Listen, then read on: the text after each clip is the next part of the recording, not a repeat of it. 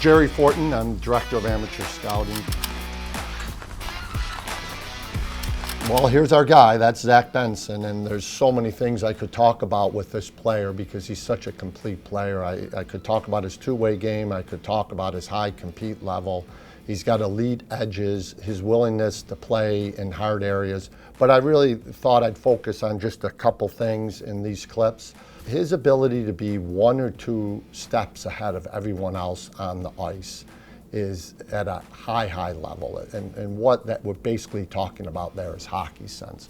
So, and in these clips, you'll see how he can read the situations and prior to what's occurring, be able to adjust his game. And his give and go game and ability to use others on the ice is exceptional too.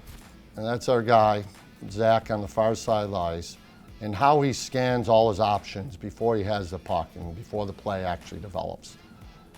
His first responsibility here is to capture the blue line. What I mean by that is he wants to get the puck over the blue line so that his line mates and the D can join with speed and not worry about a situation where they're going offsides. He's also got the D-man turned here and in a vulnerable position.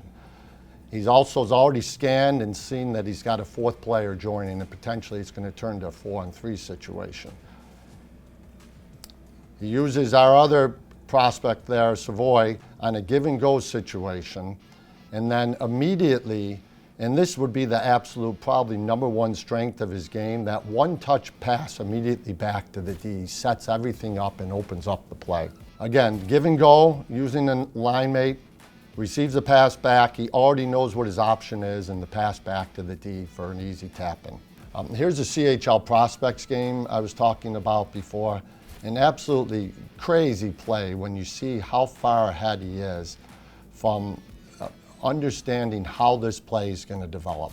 We have a zone entry here, and basically it looks like a 1-on-5, but he's already scanned the ice to see what's coming behind him. And in this particular case, it's Connor Bedard, who's not even in the picture yet. He's got 4 defenders, and he really, by escaping here, and you'll see the use of his edges, his ability to escape, he actually puts this puck in between his legs, and a display of his high-end puck skills. But as he's doing it, he's showing great edges and ability to escape the pressure. He sucks in the pressure on this side of the ice. For the first time, he takes a quick look here, and you can see Connor Bedard. But if you watch ahead carefully, he doesn't have an opportunity again to scan the ice and see what's going to develop after this, and he's got hard pressure coming at him. Right here, I don't know how many players in the world would understand where the next play is. Because again, he doesn't have an opportunity to scan the ice again. And this is part of the reason elite players like Matt Savoy and Connor Bedard want to play with Zach Benson. He's already anticipated the ice that Connor Bedard's going to take here.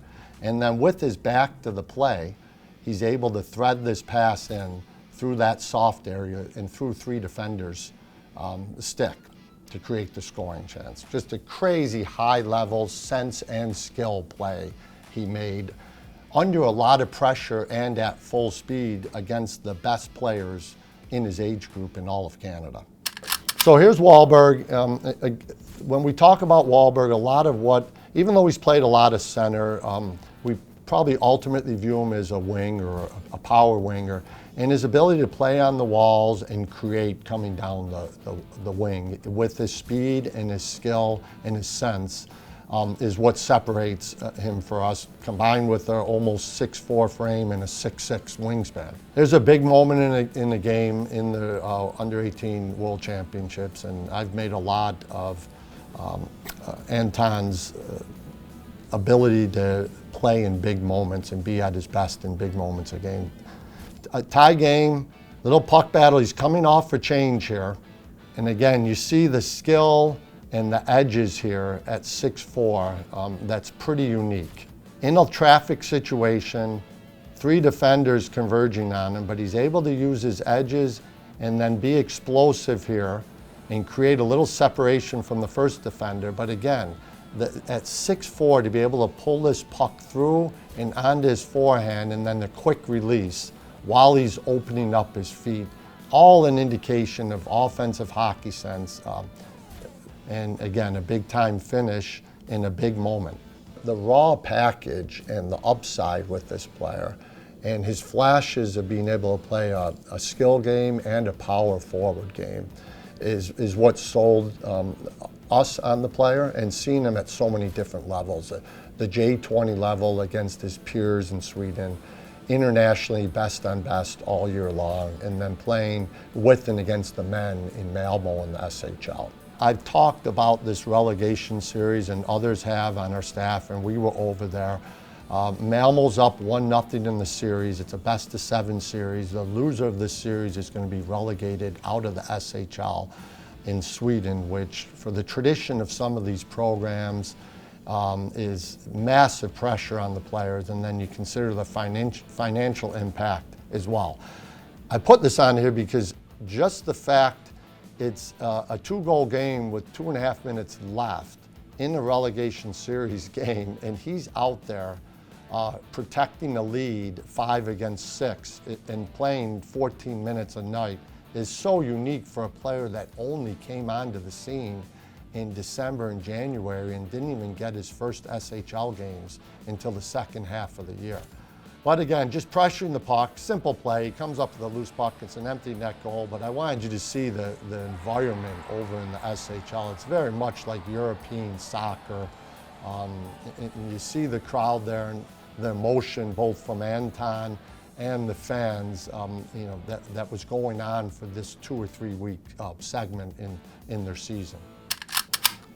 So Max, I ultimately view him as a two-way defenseman, but the details he has in his game at such a young age, and we're looking here at the under-18 World Championships and the bronze medal game. I mean, he was a captain of that team, and kind of between him and Dvorsky put Slovakia on their shoulders, but he's also played a lot of under-20 World Championship level games for Slovakia as well. In this situation, you just have a retrieval here, but immediately you look at the head checks, he continues to scan up ice to see what's happening behind him. Then he immediately gets his feet turned up ice here so he can see the play develop. He sucks in 2 forecheckers here, and then he sees that center option, which is so critical at all levels if you want to break out of your zone clean. So rather than just reversing the puck to his partner or throwing it up the wall, he's able to make a clean outlet pass. And because of that, creates a scoring chance and ultimately a goal for Slovakia here. Here's another clip from the under-18 World Championships. He's net front here. He just came from a situation where he's boxing out and fronting the puck on a point shot. And now it becomes a situation where there's a retrieval. He comes up with a loose puck, and then twice here, he head checks, sees what his options are on both sides of the ice, and then he can take contact. He's so strong and competitive. He takes contact, doesn't lose the puck, is able to play through that contact, keeps his feet moving again, takes contact along the wall, and while taking contact, is able to make a play, finding the center option again here that doesn't even look like it's available. And they're out of their zone cleanly rather than just throwing the puck up the wall or reversing it and putting his defense partner in a tough situation. He makes a play to get you cleanly out of the zone.